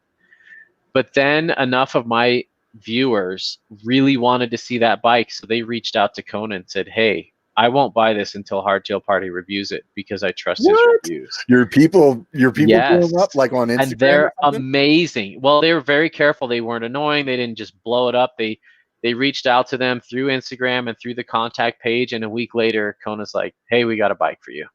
Right. And so it's all because of my amazing viewers. And oh, dude, that is so cool. It's so cool. And so I've got one right now, and I've just filmed the review for that bike. I can't wait to release it later this week. Oddly enough, everybody, or not oddly enough, this is the deal, guys. If you subscribe to my channel or the Biker channel, or you have friends that subscribe to the Biker channel, send Santa Cruz an email and tell them that they need to sponsor the Biker because he's tired of paying for their bikes. So, just gonna put that out there right now. Can't come back to bite you if they're annoying. I kind of coached them on it and told them how to send a letter and what to include. If they harass them and blackmail them, then it will get ugly. But I've got amazing subscribers. Hey, Jeff, welcome to the chat. I have tried the Reeb, and I've got a review of it. Jeff designed a really cool bike with that ridiculous.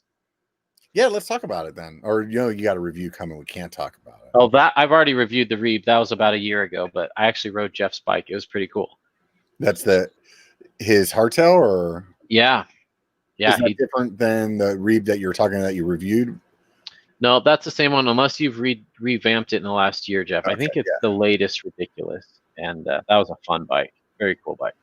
Yeah, I took a look at their stuff just recently after I was talking to him or before I was talking to him last, and I saw that on there. Definitely looks like a fun bike, and I'll say that whenever I walked by their tent in Sedona this year, it feels like last year because no kidding COVID. But when I went in there and looked at the bikes, they look really good. They're cool. Yeah. Like I wasn't sure beforehand, like I don't know. They're cool dudes, and they're shredders. Those guys ride so well, and they design bikes like it. A lot of people don't realize a lot of these companies will kind of engineer a bike in CAD and then send it off to Taiwan. Someone welds it up, and then it comes back. They slap labels on it and then sell it. There's something really cool for what guys like Reeb are doing, where they build it in house. They can do custom and they can make it exactly how you want it. But I recommend most people trust how they've designed it, because they really know what they're doing, and they can make changes on the fly. They can tweak stuff between models real quick. They don't have to wait 2 months to send a new one out to Asia and then find out the quality control wasn't there and then send more out. And so they're more expensive. You're going to pay for it, but man, they're cool bikes. I can say this based off of my own experience. Trust those engineers that do this for a living, because I've done my own tweaking to a bike that I thought I could do. I'm gonna put an eccentric head tube in or headset in there, and I'm gonna change this angle of the stem, and then I'm gonna put this length of it on there, and I ended up making a bike that rode like shit. You know what I mean? I changed this and this, all in the cockpit. Put this riser on with this sweep, and then this, and next thing you know, it didn't ride the way that it was designed to. And I didn't like it anymore. I will say it depends on the engineer. Some of these, I don't trust some of the engineers out there and the decisions they're making. But yeah, I just installed a really cool product called the Slacker. It's an angle set you can put on a Chameleon. Yeah, I saw that video. And someone in the comments was like, well, why would you ever change this? The engineers know what they're doing at Santa Cruz. They built the perfect bike. Otherwise, they would have just built it like this. And I get what they're saying, but I disagree. And I don't think there's one perfect bike for every terrain. So if you can make little changes, experiment. You'll learn something like you did. I'm sure when you put those riser bars on, although it wasn't the result you'd hope for, you took something away from it, and it will help you in the future. Yeah, totally. I learned that. Don't do that again. But some of that stuff is it's just, you have to go through that, and honesty, you have to go through it to know whether or not you really like it. Not too long ago, put 2.6 front and back on the Bronson, and I was just thinking, man, I'm gonna have grip for days. I mean, I was I got 2.8 on the Chameleon. Why can 2.6 can't be bad on the Bronson? I didn't like it. It was made everything sluggish, and man, pedaling uphill on that thing, I hated the fucking thing then, Yeah. Well, I love experimenting, and I encourage people to experiment just like that. That's how we learn. And don't take magazine or my review or anyone's review, take it all with a grain of salt and in the context in which it was provided, and use it as info to learn more, but feel free to come up with your own opinions that differ from what the magazines say. I think you said something earlier that is was a really good piece of advice, is switch bikes with your buddies. Yeah. If you guys are the same height, definitely do that. And the other thing that I can say to people out of my experience of being on a bunch of different bikes is sometimes you do have to understand that because this bike is so different than yours, you might actually had to ride it for a week before you actually found out whether or not you liked it. I've done that. Yeah, go ahead. When I rode the Norco Sight 29er, I kept saying, and I don't know if it came across well enough in the video, I kept feeling if I rode this for a week, I think the things that I'm complaining about would go away. Yeah. You know what I mean? I felt the steering was off, but I felt it was off just because it was different. Different from what I was used to, Totally.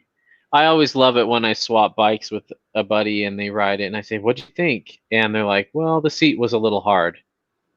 I'm okay, what else? Well, that was really all I noticed. Yeah. And I'm like, okay, that's okay. And we're all at different places. But it's funny how I've had friends, and I used to work at a shop, how they would pick one thing. It'd be the brakes, or how light it was, or what the seat felt like, and that's why they bought the bike. And I always chuckle when people pick a little item like that as their selling point that tip the scales, because those things are all completely changeable. Oddly enough, I've found out through some very finite scientific research that everybody else's bike always feels lighter than yours. Like, Yeah, when you no pick up your kidding, buddy's right? bike, you're always like, dude, this thing's hella light. And then they pick up yours and they're like, oh my God, your bike's so light. You're like, it's not factual, but The grass is always lighter.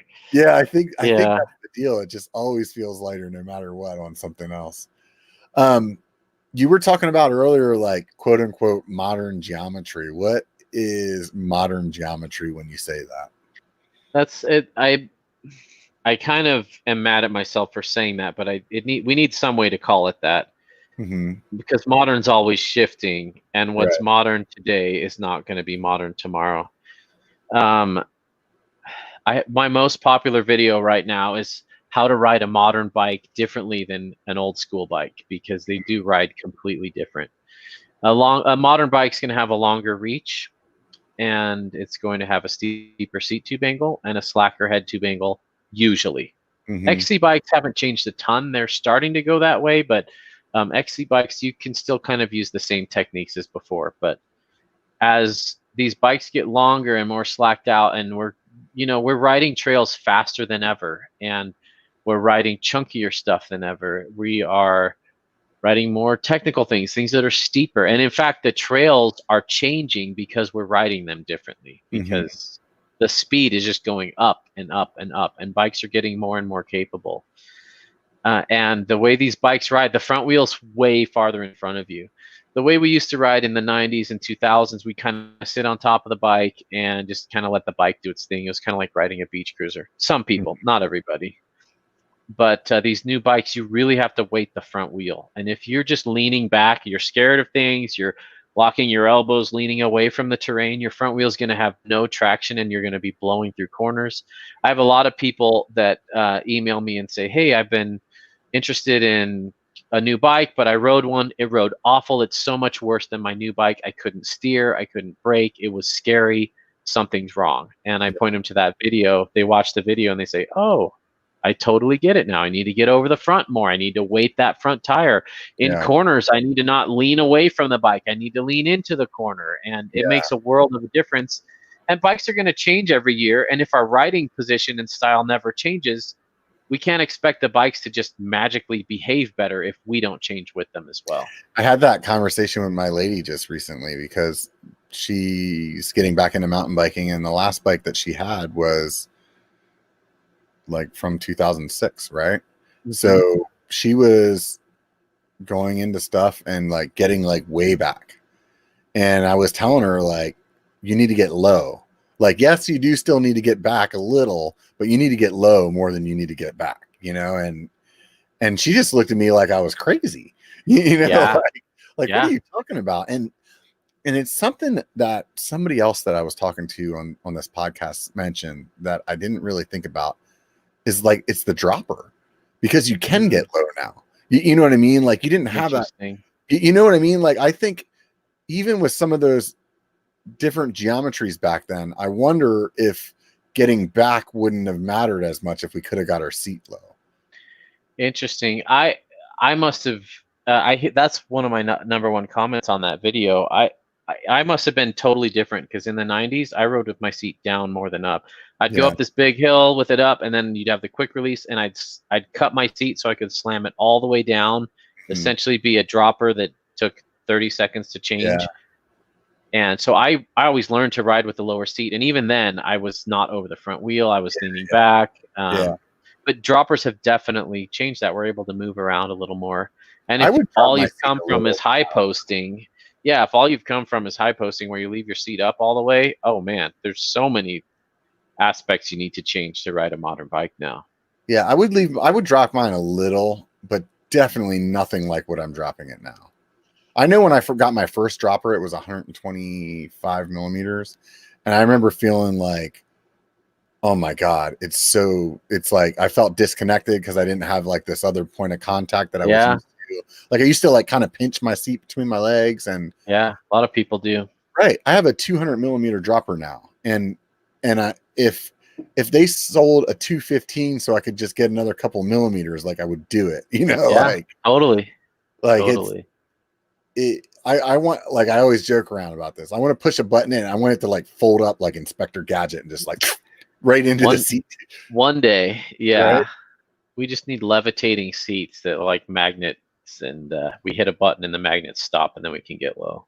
If I could change anything on a bike, and while I ramble about this, I'd like you to think about what would change. If I could change one thing on a bike, I think the thing that I would change, that's like just because it annoys me, is I would make a quick release system for taking your seat off. I hate that freaking seat clamp. It's like, especially whenever I need to like pump up my dropper, it's like, oh man, I just got that thing back to where I wanted it. You need an axis dropper. Yeah. It's just like one of those things that just irritates the living hell out of it. What would you change? I've been watching Palmer's Peeves, where Ryan Palmer from the Bike Mag talks about the things that tick him off the most, and it's actually really good stuff. I recommend it. And I'm going to have to agree with one of his is I would love it if we could get rid of sealant in tires. If we could find a way to not make a mess every time you mount or dismount tires. I'm probably changing tires every 2 weeks on the bikes. I just try a lot of things. It'd just be nice not to have, I get it. I get why we have it. And I love that we have tubeless. But if there was a way to do that without a whole bunch of sealant getting everywhere, that'd be really nice. Do you have like a sealant pair of shorts that you wear when you do it? I'm so mad. My favorite riding shorts are completely stained with sealant, and it looks terrible. And I don't know how to get it out. I got a set of those new Tasco shorts that are like so freaking comfortable. They're like amazing shorts. They're also expensive. And that's whenever I blew that tire and I needed to take my cush core out on the side of the trail. Yeah. They got sealant everywhere on them. Yeah. And I'm going to do a video on shorts here soon. And I bought this stuff at the hardware store. I'm either going to ruin my shorts or I'm going to get the sealant out. But I found this cleaner that's supposed to like work on taking latex out. Okay. So we'll see if it works. I'll let you know, man. I'll stay tuned. I'm looking forward to that one. Use it. Oh, dude, if it takes it out, I'm going to be so happy. I mean, like, because honestly, or I'm going to have like a tie-dye looking pair of shorts. I don't know. All the stitching's just, they're going to fall apart. Yeah. So what are you looking forward to this next year?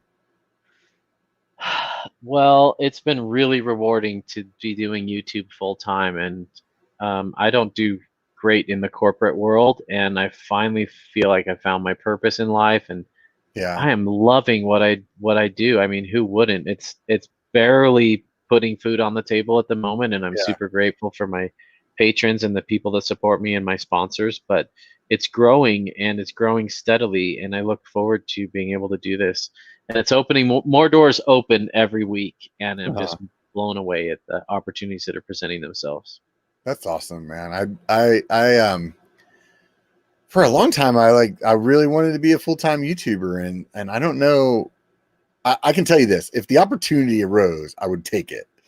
But I don't know if that's like, is that really what I want? You know, like I don't know. That's good. You're honest about that, and I mean, I would definitely do it because I would have to in order to like know whether or not for real, like that's what I wanted to do. My assumption is I think I would like it in the aspect of how I'm doing it right now with the podcast and the regular channel not having as much of a drive on the videos. So like my regular channel, I'm doing like one video a month. Right. And with that, and then doing the podcast every week, like if I could make both of these grow enough that was like my job, then I feel like I'd keep it. I'd be happy, you know, at least for a while. Yeah, totally. You know, I don't, like, your life always changes, right? It does. And you want that flexibility. And I don't want all my income to come from YouTube, but I never want to get rid of the YouTube aspect. But I'd love to provide input on frames and design and components, and I love the educational piece. I've got a Yeah. lot of educational projects in the work that I can't wait to release and announce, and that's what's really really fun about it for me. And also being this NICA coach for the high schools, that is one of the most rewarding things I've ever done, and I'm really looking forward to this season. Here in Arizona, we're still having races and helping develop strong characters and strong youth that, care for our environment, that care for each other, that encourage each other to try new things, and just watching them change through mountain biking. That is so rewarding, and that's something I'm really looking forward to this year. I could really see that, honestly being something that I could get into. We were talking before the show started about my kids being, almost both of them out of the house. At this point, my son's been out of the house for a while. My daughter, she's a senior this year. So this time next year, she's going to be not living here anymore. And like, I definitely would enjoy that, like that aspect of, helping some younger kid, like get into riding. One of my friends, her son is kind of getting into it right now. He's been asking to ride with us, and I'm like, yeah, dude, that'd be fun again. Like, yeah, it's fun to watch people kind of like come along. Yeah, I love it. These kids come up with no confidence. Some of them have no friends. Some of them have been homeschooled their whole life and they don't really have the social skills. And some of them are the homecoming king. And man, we have the greatest little team. And I've been on some teams where it's uber competitive, and we're not that in Sedona. So if you're wanting your kid to be the next Kate Courtney, don't send them to Sedona, because we're not out here to develop world-class riders. We're out here to develop world-class people. And seeing these kids at the end of the year just saying, this team changed my life, being outdoors, it's the perfect schoolroom, and I learned about leadership, and I cried, and I had hard times, and I got hurt, and I was supported, and there's nothing more rewarding than that. I absolutely love it. And if that's something you're looking for, I totally recommend supporting Nike and helping be an assistant coach. Yeah. I think one of my friends up here does that for one of the local schools or something like that. So, but I got a year. Until then, I'm gonna keep being a hermit and jerk to society, whatever I'm doing well. Hey, so what do you miss about being on the road? A part of me kind of wants to get another trailer and go on the road and do meetups. I miss meeting up with people and riding and experiencing the different trails and stuff. And I see that in my future. I see some sort of, I'm not going to build a van like every other YouTuber out there. I'm going to do something different, but I do want to get out there and meet people and inspire them and see their trails through their eyes. And I miss that. But also, for the first time in my life, this is kind of sad, I moved around a lot as a kid, and for the first time in my life, I have a core group of friends that we ride every Friday night. Yeah. And that is the highlight of my week, is getting them with my friends. There's about 10 of us, and we just ride and we hang out, and we're all totally different. We come from different walks of life. We have totally different jobs. We're all in different points in our lives. Some of them are 18, some of them are in their 50s, and it doesn't matter. And having that core group of friends, I've never had that in my life, and having that right now, I wouldn't trade to be on the road, and I love having that. That's really cool, man. I have always have like a kind of good core group of people that I ride with, and it's like just enough that it's, because sometimes you still want to ride by yourself, and that's one of the things I feel bad about with the channel. Is like you get people reaching out to you, especially like I'm really like geolocated. My subscribers, Sure. A lot of them are around NorCal because that's where all my videos are from, right? So it's like people all the time are like, hey, let's ride. And it's like, well, sometimes I want to ride by myself. Sometimes I want to ride just with the lady. Sometimes I want to ride with my friends, and sometimes I want to ride with subscribers. So that doesn't, like, if I just did one weekend with all four of those things that I just said, that means there's only 12 opportunities for each group. Yeah, like, true. Like, that's not a lot. Spread pretty thin. Yeah. Yeah. So I don't know. We'll see where it goes. Yeah. What awesome. Is there any like geographic area that you're missing that you guys used to go to? Oh no, I live in my dream place. Yeah. I couldn't imagine living anywhere else. I absolutely love it here.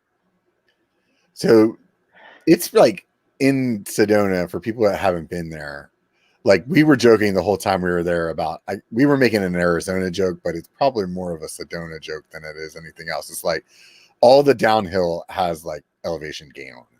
Oh yeah, there's no 2-minute downhills here. It's all Yeah. shorter than 2 minutes, and that's Yeah. my favorite type of riding. I don't love a 2-hour downhill blast. But Yeah, I've gotten spoiled, man. I really have, dude. Like I have this like NorCal personality where the lady and I were talking the other day about, well, what if we move somewhere? Like, like when, the daughter's out of the house, like, where would we go? And she's like, well, we could go to this, like Texas. I was like, it's too flat. Yeah. And she's like, what do you mean it's too flat? I was like, well, I'm on the account of I'm a mountain biker, like, and then it's like, well, we could go here. And I'm like, well, I don't know if I want all that. We could go to Idaho. Yeah, but it snows there. Just like, NorCal's good, man. You guys got it good. But yeah, I think it's important to pick a place that has the type of riding you love. I love slow technical stuff, so I love it here. And but there's great riding everywhere. There really is. It's more and more popping up, and I loved that was one aspect I loved about traveling was being like, whoa, Kansas has a sweet riding scene. I wouldn't have thought they would have, or Texas or whatever, and it's been really fun. Yeah, I'd like so is Tess on board to get back on the road? Well, we're not gonna do it full time. I just like a little setup to do little 2-week excursions here or there. Especially before your daughter gets to school age, it would be fun. Yeah. So we've got certain financial goals. One of the downsides of living in Sedona is it's ridiculously expensive, and we're looking to buy a house in the next year or so, and they're just skyrocketing. All of you Californians are moving here, driving the prices up. So I'm in. Yeah. So I don't know if it's going to happen soon, but it's on the wish list. And until then, we have tents, and we can live in a tent for a week, and that's no problem. Yeah. You guys definitely could get away with that. So, I don't know what else I was going to say, man. Or do you ride your full suspension at all anymore? Oh man, I just put it up for sale. I've ridden it 3 times in the past 6 months. Really? Just because of the number. It's really too bad. My buddies, every time we ride, I'm always adjusting something because I'm on a bike for either the first or second time. I just have so many bikes coming in. It's a wonderful problem to have. Yeah. That every ride I'm dialing something in so I can do the review. So I have so many bikes coming in that I don't really have time to ride my full suspension. That said, I do want to keep a full suspension in the stable. Mine's an enduro full suspension, and I just don't have time to. I don't know. Time's the wrong word, but if I'm only gonna have one full suspension, it's gonna be something for like 60-mile days that doesn't beat me up quite as much, like a 120, 130 bike. So I still love full suspension. I'm not anti full suspension at all, but I probably ride 4 times a week, and it's always to film a video or to get to know a bike before review. And it's a great problem to have, but I don't have time to ride my full suspension with how well the channel's been doing that I can ride for hardtails. Did you think you were going to be a review channel when you started doing the hardtail stuff?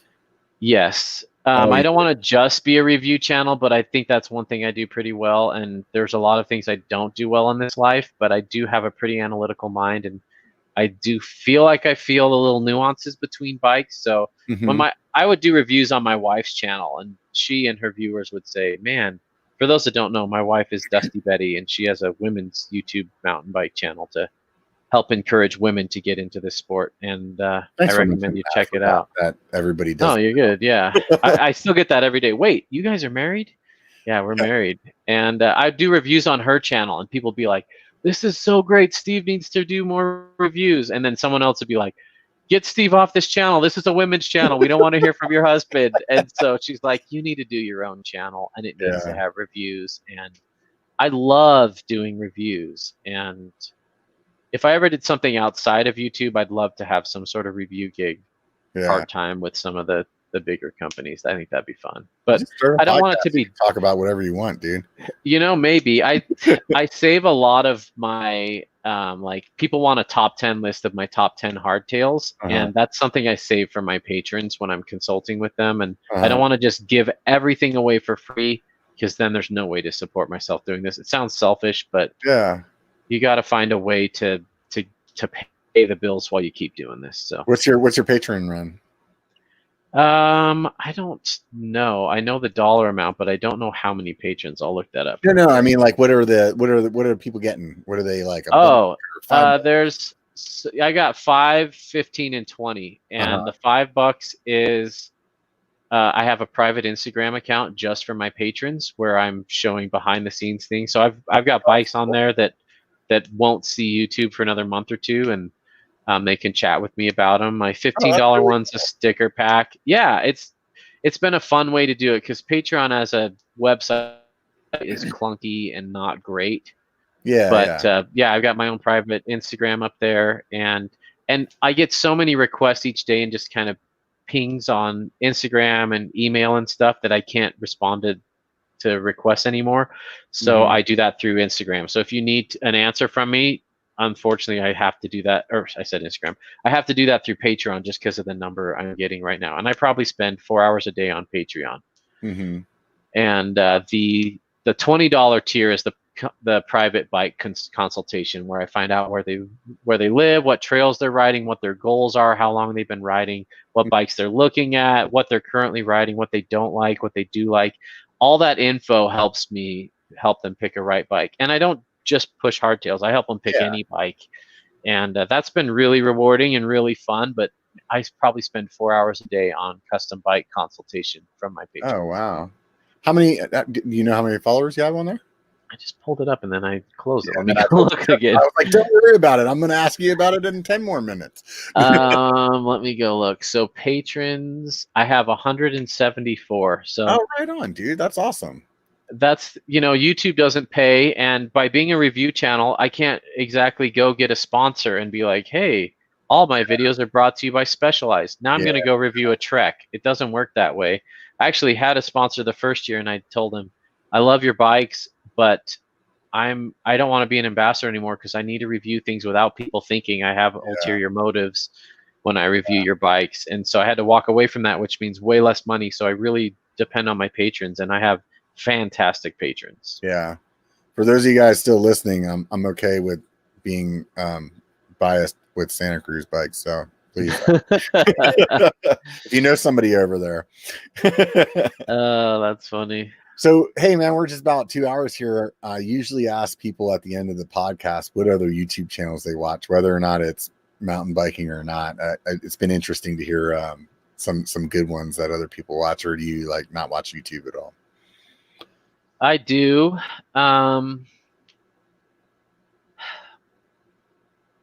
I like educational things. I like thought-provoking things.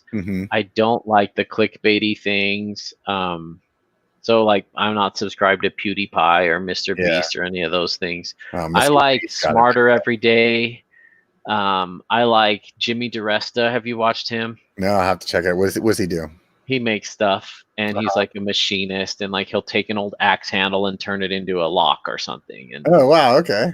So I really like the educational stuff. I don't really we don't have a TV. We just I don't really watch a whole lot of stuff. I'm usually editing till about 10 every night, and if I'm not writing, I'm editing a video or filming one or planning one. I got this little booklet of videos I'd like to make, and I've got over 100 video ideas in there. And it's really crazy, because I love doing what I'm doing so much that it doesn't feel like work. And that's the first time in my life I've got to that point. And when I'm not working, I'm working, because I'm thinking about, oh, here's another video I could do. And based on the questions people are asking, here's something else I could do.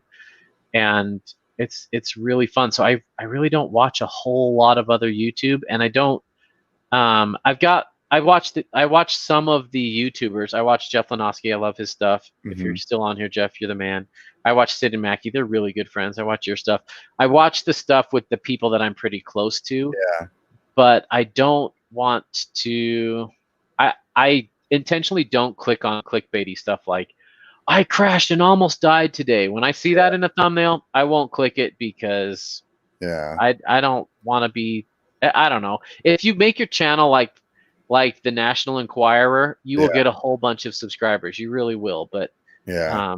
I don't want to start watching all those and then thinking I have to do that. So I don't know. It's a tough balance. Yeah, no, I totally understand where you're coming from. Well, I'm going to say this for sure. If this whole COVID situation isn't squared away by Seattle time, or not Seattle, by Sedona time next year, we're doing a small personal Sedona trip then, and it'll be Do it. it'll be a biker hardtail party collaboration kind of situation. So I'm definitely, Deal. I am 100% still coming to Sedona first week of March, festival or not. So I'll be here. Just- I want to go ride the Rubicon Trail oh yeah. on the bikes. I've done it in my Tacomas before, but I want to do that, and I want to ride Downeyville with you again, and probably single speed Downeyville. I would do Downeyville. I would like to do Downeyville on my hardtail. I was going to take the lady up there before, because she's just getting back into riding before the end of the season. And I was thinking it would be a good opportunity for me to take the hardtail because I Slow you down. yeah, it'll slow me down, and then I'll still have fun, you know, like picking different lines, and I won't be like burning away from her, you know. So we'll see if she's there. She's close. I don't want to get her in over her head, you know. I know it's a delicate balance. You want her to get hooked but not hurt. We got to go back when conditions are like when you and I rode it, when it was like opening weekend. There was still a little snow, no dust. I'm going to tell you dirt. Right now, that was the best day I ever had in Downeyville until this year. Oh, nice. We got up there this year, but it was no snow, and the shuttles hadn't started running yet. And it rained the night before, and it was like perfect. There was this guy with us it was his first time. I was like, dude, you can never come back, man. Yeah, like, it's never going to be like this again. Yeah, you know, like. Do you ever get down to Santa Cruz to ride Demo Forest and Braille and all that? Yeah, good stuff. Yeah, that's good. They just put a new trail in there down there too. Oh, cool! I need to go back. Or they redid an old trail. I think it's called Salt Pit. So like whenever you get to where it's like rails this way, flows this way, and then Salt Pit's another way. And I think it just poops you out down the hill a little bit more, so you got a bigger climb to get out. But cool. That's a tough climb, I will say, man. Yeah, well, I mean, you're doing on both ends too. It's the front end and the back end you're climbing. So yeah. Funny how they do that in Santa Cruz. Man, I really appreciate you being on the show, dude. It's so much fun talking to you. Before we got on, I was telling the lady, I was like, yeah, this is going to go by quick. Steve's always real super. It sure did. It's a pleasure. Yeah, dude, for sure, man. All of you guys listening still or at home or whatever you're doing, however you're doing this in your car and from the mobile device, hit like and subscribe. If you're watching a podcast, leave a review. That'd be great. Thanks again to all of you guys on Patreon. If you want to add a new Patreon subscription, swing by Hardtail Party. Probably wouldn't be a bad idea. Sounds like he's got some good stuff going on over there. This is the last thing. Next weekend, I'm pretty sure there's not going to be a show. It's my birthday, and I'm not feeling like I want to book anybody for it, but there's a good chance that I get drunk and do a live stream. So that's going to be that's going to be the first time I've drank in like 2 months. I don't know if I'm going to be able to keep myself from hitting the live stream button. So we'll see what happens. That'd be on the Biker channel though. So if you're not subscribed over there, get to it. Thanks again, man. I really, really appreciate having you on the show, dude. Always a good time. You're the man. Always a pleasure, Robert. This has been fun. Sweet. So for everybody else out there, you know what time it is. I think that's how Single Track Sampler always ends. Just, I'm not going to say you know what time it is. It only takes a bike to be a biker, so get out and be one.